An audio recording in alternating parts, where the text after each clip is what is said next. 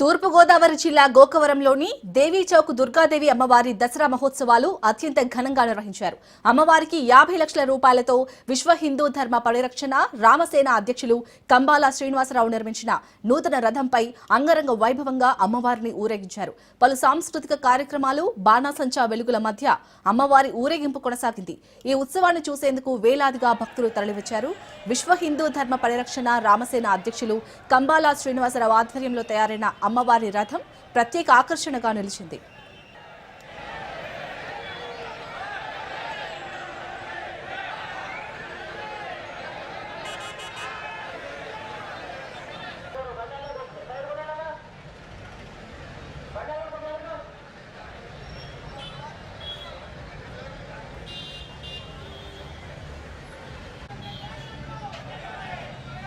चलो